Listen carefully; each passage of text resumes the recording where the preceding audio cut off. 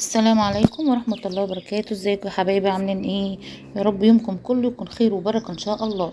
النهاردة هعمل معاكم الفراخ اللي هي الروستو المقرمشة الجميلة زي ما انتم شايفين منظرها ده، ولا افخم المطاعم اللي بتعمل فراخ الروستو اللي انتم عارفينها. طبعا طريقة سهلة وجميلة في البيت، مش هتاخد منكم وقت وفي نفس الوقت هتوفر لكم كتير.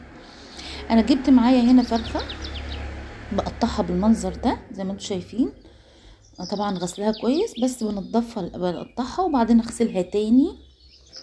بصوا، بكسر العظمه، بشيل هنا الحاجات اللي هي ما بين الفخاد دي لانها بتبقى زفره بتزفر الفراخ.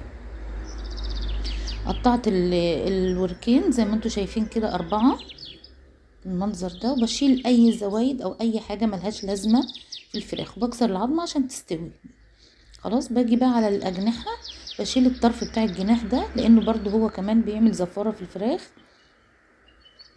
وباجي من عند الجناح باخد حتة من اللحم مع الجناح.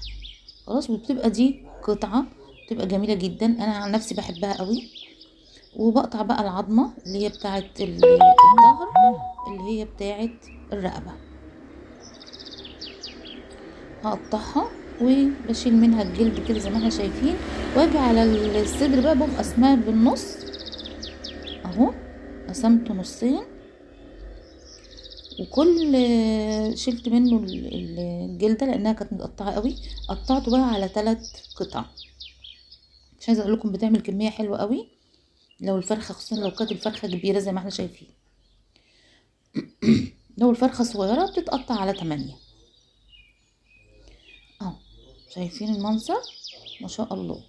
خلاص هشيل ده، هنضف بقى الكونتر دوت واعقمه، وبعدين اغسل الفراخ واجي.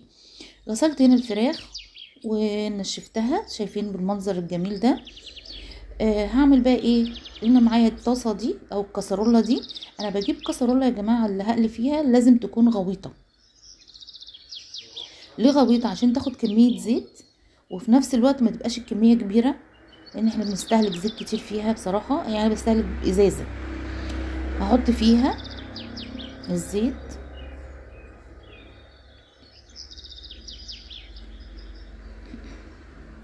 ادي الكميه، شايفين؟ بستهلك ازازه بحالها بصراحه.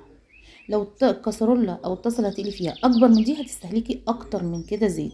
فالافضل ان انت تجيبي حاجه ضيقه وتستخدميها عشان ما تستهلكيش كميه زيت كبيره،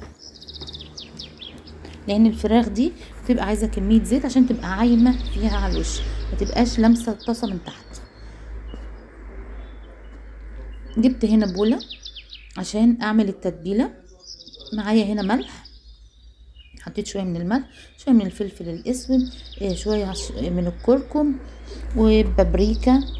التوابل اللي انت بتحبها حطوها، بابريكا، توم باودر، بصل باودر، وطبعا الشطة على حسب الكمية اللي انتوا عايزينها، لو عايزينها سبايسي او من غير.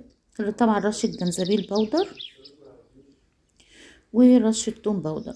هقلب الحاجات دي كلها قلبتها مع بعض زي ما احنا شايفين، وهنزل بيها الفراخ عليها. خلاص، ونغز الفراخ كده زي ما احنا شايفين بالسكينة علشان التتبيلة تدخل فيها كويس. خلاص، يعني عايزه اقول لكم الاكله دي يوم ما بعملها ولادي بيحبوها جدا، وبعمل جنبها سلطه كورل سلو وشويه رز. بصوا بقى تبقى تحفه. هقلب. طبعا التقليبه دي هحط لها شويه ميه صغيرين كده، هحط لها بتاع ربع كوبايه ميه، وبتتقلب كويس. باجي بقى بعمل ايه؟ بحطها بقى في كيس واحطها فين؟ في التلاجة ليلة كاملة او قبلها بساعتين لو انت مش هتعمليها في نفس اليوم، او اعمليها الصبح ولما على ما ترجعي من الشغل تقلي على طول. طبعا انا ربطتها وحطيتها في كيس كده. طبعا انا محضرة واحدة قبلها بليلة. معايا هنا بقى حوالي كوبايتين دقيق، حطيت معاهم معلقتين من النشا ورشة كركم وشطة. طبعا هنشوف، او كوبايه من الدقيق لو انت يعني الفرخه صغيره.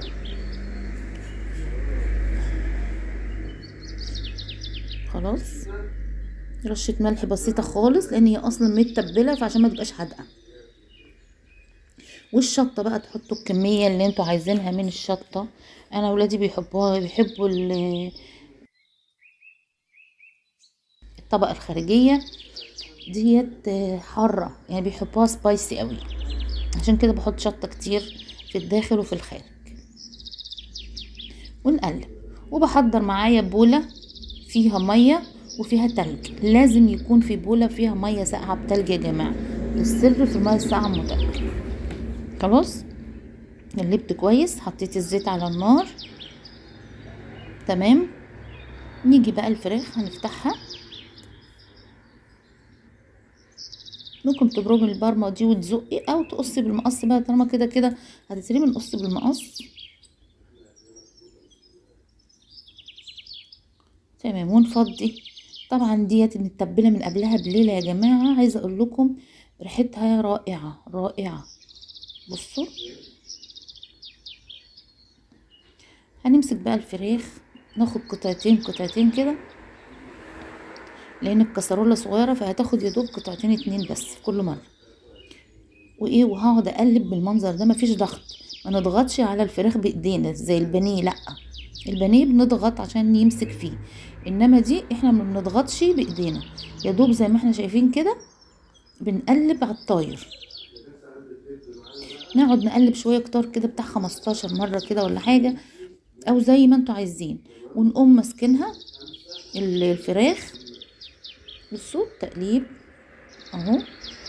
نمسكها ننفض كده كده، وننزل في المية الساقعة مرة واحدة، ما ساقعة متلج، مرة واحدة، ونرجع تاني في الدقيق، وهكذا تاني نفس الكمية، نفس الطريقة، نعمل بنفس الطريقة.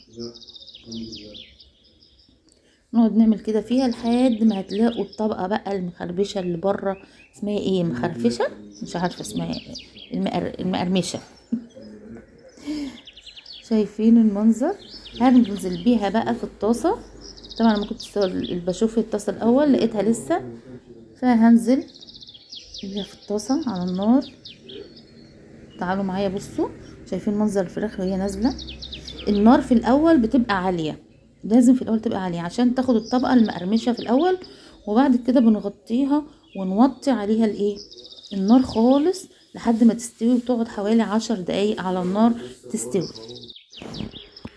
طبعا انا هسيبها كده تاخد الطبقة، وبعدين بغطيها. كل ما تكتموا عليها الحرارة كل ما تستوي اكتر. بهدي بقى عليها وبسيبها بقى ايه تستوي 10 دقايق كده. شايفين منظرها؟ الله. يلا بقى اللي مشتركش معايا في القناة يشترك وفعلوا الجرس يوصلكم مننا كل جديد، واتمنى اشوفكم على خير. شايفين الطبقة الخارجية؟ مش عايزة اقول لكم يا جماعة طعمها كان خطير جدا جدا جدا. يلا كل سنة وانتم طيبين وعيد سعيد.